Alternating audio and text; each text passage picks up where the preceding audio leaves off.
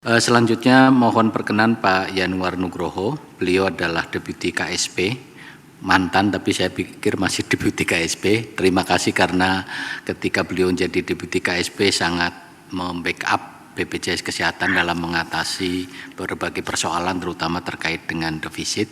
Izin waktunya maksimal 10 menit Pak Yanuar, seperti halnya Bapak ketika jadi pansel, kita juga suruh paparan maksimal 10 menit. Monggo Pak. Atur nuwun Pak Menteri. Bapak Ibu sekalian, selamat siang. Assalamualaikum warahmatullahi wabarakatuh. Mudah-mudahan tidak sampai 10 menit Pak, karena memang masukan saya ini sangat singkat. Saya tidak akan mengulangi banyak sekali tadi masukan saya tadi. Mohon maaf saya baru bisa bergabung jam 11 karena sebelumnya dengan Bapak Menteri Bappenas mengenai SDG. Tapi sejak saya tadi bergabung saja sudah begitu banyak masukan, jadi saya hanya akan menyampaikan hal yang belum disampaikan barangkali. Saya beri judul Pak, kan BPJS mendengarkan. Ini saya beri judul BPJS Kesehatan menjemput bola. Mengapa? Karena persoalan kita adalah ini Pak saat ini.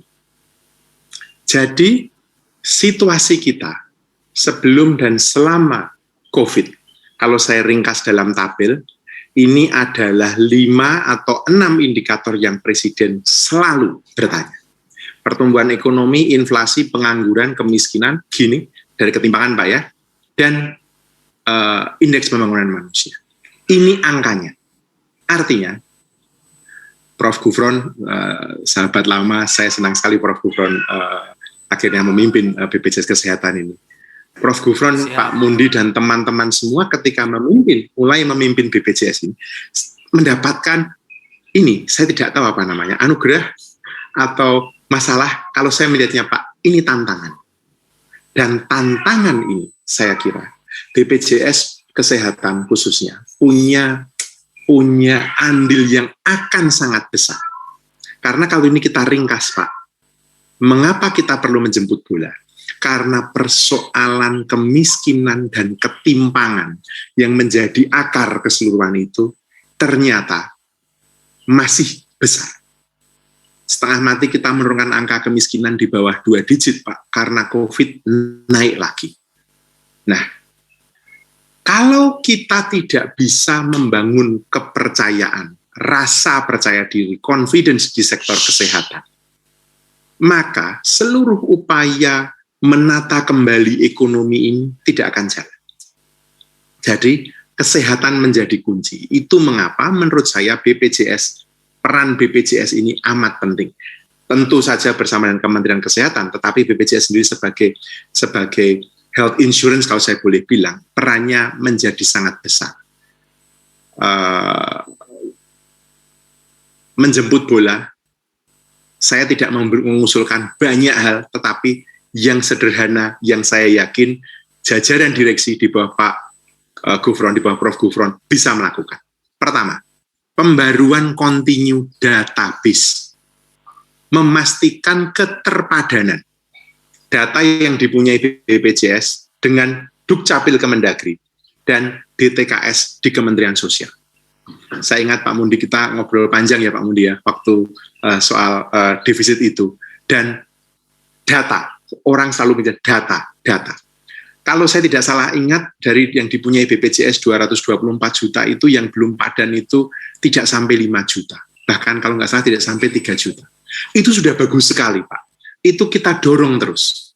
Saya pribadi merasa, kalau sudah seperti itu, mengapa misalnya untuk vaksinasi harus membuat database yang baru lagi? Bisa menggunakan database-nya BPJS sebenarnya. Waktu itu debat-debat di awal-awal, Pak. Jadi, memastikan keterpadanan data. Yang kedua, Pak, memastikan dan kalau bisa memungkinkan user-driven update. Saya melihat jajaran direksi ini sangat savvy dalam hal teknologi informasi, saya yakin pasti bisa. Maksud saya user-driven update, karena selama ini update dilakukan dari atas, Pak. Kalaupun ada diskrepansi, bawah hanya melaporkan, tapi update-nya dari atas. Apakah dimungkinkan misalnya peserta flag ketika ada update? Vaskes flag, FKTP flag ke sistem, ke BPJS-nya. Jadi artinya maksudnya peserta itu bukan individu Pak, tapi juga FKTP itu bisa flag ketika ada update yang perlu diketahui BPJS. Lalu BPJS bicara dengan Dukcapil atau DTKS, karena perlu mengupdate juga sebagai data balikan. Ini masih masalah kita, Prof. Gufron dan Bapak Ibu sekalian, karena selama ini update Dukcapil juga top down. Hanya Dukcapil yang diizinkan mengupdate. Padahal bayi lahir sekarang ada di Vaskes, harusnya bisa segera mendapatkan haknya untuk mendapatkan akte kelahiran jika segera diupdate seperti ini. Nah, BPJS bisa memastikan ini, Pak, bisa mendorong. Kemudian register dan update melalui app, saya kira ini bisa terus diperbaharui. Dan sekarang kita menghadapi challenge, Pak, tantangan untuk database vaksinasi ini, terutama dalam satu data vaksinasi. Saya mohon BPJS ikut mengawal, memastikan agar tidak menciptakan database yang baru. Karena kalau ada database yang baru lagi nanti, ini bisa runyam ini, Pak, soal satu data kesehatan ini, Pak. Saya mau bicara lebih dari soal satu data vaksin, tapi satu data kesehatan. Itu menjemput bolanya, Pak, kalau sepak bola, lalu kita memastikan permainannya tentu saja baik. Pertama, saya yakin di bawah Prof. Gufron dan teman-teman, prinsip tata kelola yang baik, good corporate governance, mesti terus dijunjung tinggi, Pak, dan mesti terus kita tunjukkan bahwa BPJS bisa menjadi contoh. Bahwa BPJS yang mendapatkan tugas mengelola dana dari pemerintah dan juga dari publik memang berkinerja dan punya tata kelola yang baik. Saya mengusulkan, Pak, secara terbuka ada kerjasama dengan Sekretariat Stranas PK, Strategi Nasional Pencegahan Korupsi, yang dikawal oleh 5 KL, KPK, KSP, Kemendagri, Kementerian Pan-RB, dan Kementerian PPN Bappenas. Prof. Gufron bisa mengontak Pak Deputi Pencegahan, Pak Pahala, Prof. Gufron, untuk mohon waktu audiensi dengan pimpinan KPK, dan Siap. Saya kira ini akan menjadi gesture yang sangat bagus untuk publik. Oh, ternyata BPJS dan KPK sudah dari awal di bawah kepemimpinan Prof. Gufron ini untuk menjalin itu, Pak. 2, implementasi prinsip-prinsip keterbukaan pemerintah, Pak. Saat ini kritik paling besar pada pemerintah adalah pemerintah tidak cukup terbuka. Saya kira kalau BPJS Kesehatan juga ngobrol dengan kebetulan Open Government itu sekretariatnya nempel di Bappenas. Jadi mungkin sekali mendayung 2 pulau gitu, Prof. Gufron juga sekaligus courtesy call ke Bapak Menteri Bappenas, spesifik dengan Deputi Polhukankam yang menangani Open Government, bagaimana prinsip Open Government ini bisa dilakukan di BPJS. Ada fitur yang sangat bagus, Pak Prof. Kemudian terakhir, kami selama ini mendorong, Prof, agar BUMN, kemudian BLU dan lembaga-lembaga negara menerapkan ISO 37001, yaitu manajemen anti suap. Ini international standar. Pertama di Indonesia yang menerapkan adalah SKK Migas. Di sektor yang begitu prone dengan bribery, SKK Migas berani waktu itu Pak Amin Sunardi, lalu diikuti. Lalu sekarang MRT Jakarta, Transjakarta, semua yang mengikuti, Prof.